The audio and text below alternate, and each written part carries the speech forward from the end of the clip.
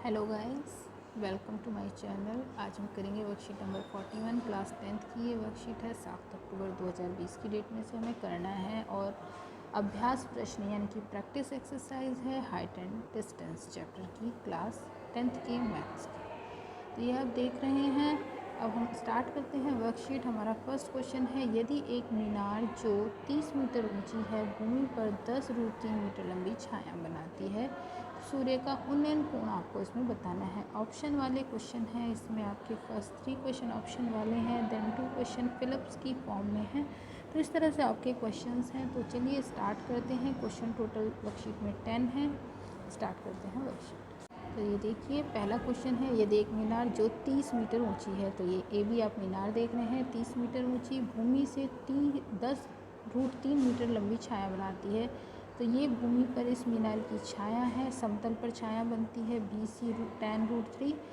तो आपको बताना है सूर्य का उन्नयन कोण। अब उन्नयन कोण है, जब हम नीचे से सूर्य को ऊपर देखेंगे यानी कि सी पॉइंट से ए सूर्य की तरफ देखेंगे, तो ये जो एंगल है ये आपका थीटा बनेगा। तो इस थीटा की वैल्यू आपको फाइंड करनी है। तो क्वेश्चन कोई ज़्यादा डिफिकल्ट नहीं है। आपको पता है जो मीनार है वो सीधी खड़ी होगी आधार पर, तो ये आपका 90 एंगल बनेगा, यानी कि ABC आपका एक राइट एंगल ट्राइंगल है। तो इसमें आप आधार, लंब और जो कर्ण है उनको पहचानना आपको पहले से ही आता है। तो हम सूर्य का कोण यहाँ पे उन्नयन कोण थीटा डिग्री मान लेते हैं। त्रिभुज ABC में, ट्राइंगल ABC में हम लगाएंगे रेशो 10। अब हम 10 रेशो ही क्यों लगा रहे हैं, क्योंकि जो थीटा के ऑपोजिट साइड हमको गिवन है वो होती है परपेंडिकुलर, और दूसरी साइड जो हमें गिवन है वो 90 के साथ एक और साइड है। तो एक हुआ परपेंडिकुलर, दूसरी साइड होगी आपकी आधार यानी कि बेस। तो इसमें हाइपोटेन्यूज का कोई रोल नहीं है। तो हमें ऐसा रेशो ढूंढना है जिसमें लंब और आधार है, यानी कि परपेंडिकुलर और बेस है, और वो होती है 10 परपेंडिकुलर और बेस। तो tan थीटा हुआ, परपेंडिकुलर हमने रखा 30 और बेस रखा tan√3। इसके बाद कैंसिलेशन के बाद आपको पास न्यूमरेटर में 3 और डिनोमिनेटर में √3 बचता है, और 3 को हम √3 × √3 लिख सकते हैं। √3 कैंसिल होने पर न्यूमरेटर में आपके पास √3 बचेगा। तो tan थीटा हमारा √3 वैल्यू कब देता है, जब थीटा हमारा 60 डिग्री होता है। तो आपके यहाँ पे C ऑप्शन राइट ऑप्शन हो जाएगा। इसी तरह से क्वेश्चन नंबर 2 देखें। एक सीढ़ी दीवार के साथ 60 डिग्री के उन्नयन कोण पर झुकी है। तो ये सीढ़ी है आपकी और दीवार के साथ ये 60 डिग्री के उन्नयन कोण पर झुकी है। तो उन्नयन कोण बनता है नीचे से ऊपर देखने पर। तो ये आप समतल के साथ 60 डिग्री देख रहे हैं।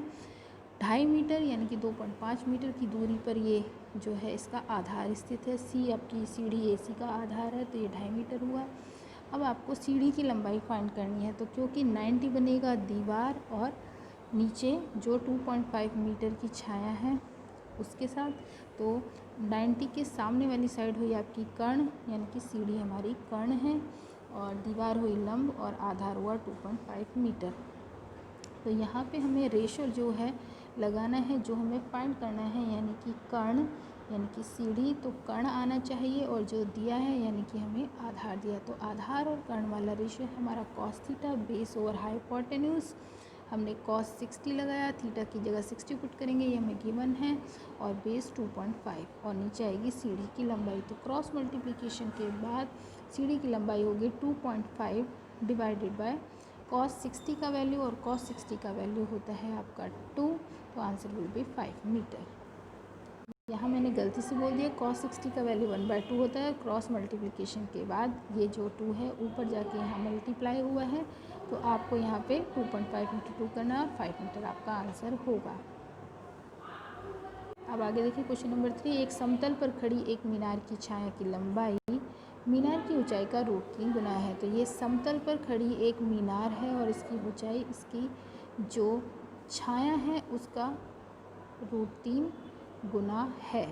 तो छाया है यहाँ पर √3 गुना लंबाई का, तो लंबाई x है, तो छाया हमने ले ली √3x, और क्योंकि ये 90 के साथ वाली दो साइड है, लंब और आधार, थीटा के सामने होता है लंब, तो x हो गया आपका लंब। तो लंब और आधार वाला रेशो हमारा पता है आपको 10 होता है परपेंडिकुलर और बेस।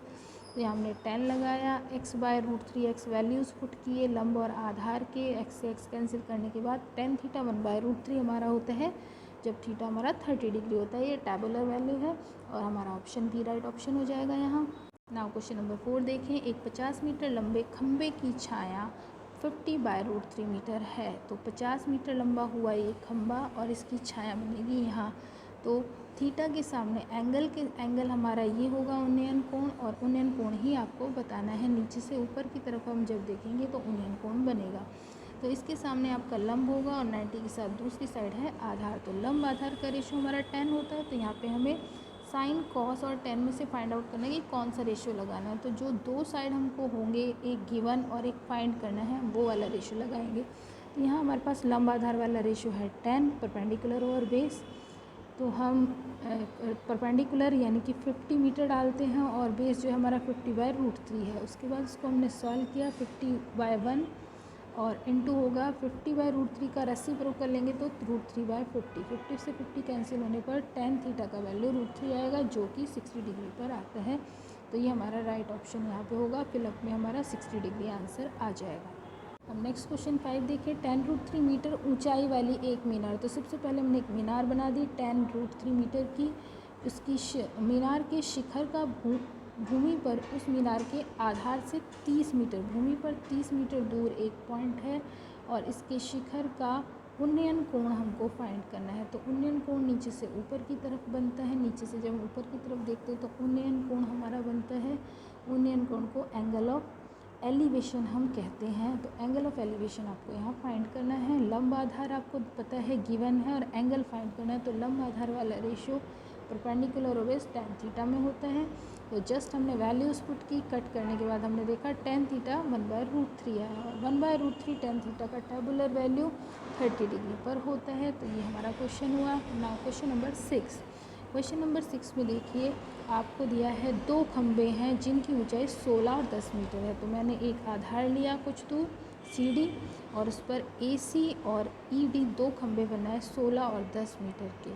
उसके बाद इन दोनों जो खंभों के शिखर हैं यानी कि A और E, उनको एक तार से जॉइन किया गया है और ये तार समतल रेखा के साथ 30 डिग्री पर झुकी है, यानी कि उन्नयन कोण यहाँ पर 30 डिग्री है आधार के साथ। तो इस तरह से आप देखें जो B पॉइंट है, AB जो डिस्टेंस है, क्योंकि ये पैरेलल फिगर बनी हुई है, ED के बराबर BC होगा 10, तो ऊपर AB का वैल्यू 6 रह गया। तो अब आप ट्राइंगल जो है ABE में ट्रिग्नोमेट्री लगाएंगे, जिसमें आपको एंगल 30 के सामने यानी कि परपेंडिकुलर लंब दिया है 6 और आपको तार की लंबाई फाइंड करनी है, यानी कि आपको 90 के सामने वाली भुजा कर्ण फाइंड करनी है। तो आप लंब और कर्ण वाला रेशियो यानी कि साइन लगाएंगे, परपेंडिकुलर और हाइपोटेन्यूज। साइन थीटा की जगह 30 डालेंगे, लंब आपको 6 दिया है और कर्ण जो लंबाई है रस्सी की, तार की, वो L है। तो साइन 30 का वैल्यू 1/2 होने पर क्रॉस मल्टीप्लिकेशन के बाद आप देख रहे हैं L का वैल्यू 12 मीटर आ जाएगा तार की लंबाई। अब क्वेश्चन नंबर जो 7 और 8 हैं वो सिमिलर क्वेश्चन है, वो मैंने छोड़ दिए हैं। क्वेश्चन नंबर 9 देखें। यदि नाव की पुल से क्षैतिज दूरी, ये आपकी नाव है और ये पुल खड़ा है और इसकी क्षैतिज दूरी 25 मीटर आपको दी गई है, हॉरिजॉन्टल दूरी, पुल की ऊंचाई भी 25 मीटर दी गई है। तो आपको अवनमन कोण बनाना है नाव का पुल से। तो अवनमन कोण एंगल ऑफ डिप्रेशन नीचे की तरफ बनता है जब हम ऊपर पुल से नाव को देखेंगे। तो क्योंकि ये ऊपर से नीचे बनता है तो ऊपर की समतल रेखा ये हुई अवनमन कोण यानी कि एंगल ऑफ डिप्रेशन हम ऊपर दिखाएंगे, और क्योंकि ये दोनों लाइन आपकी पैरेलल होती है तो ये एंगल ऑल्टरनेट एंगल्स आपके इक्वल हो जाएंगे।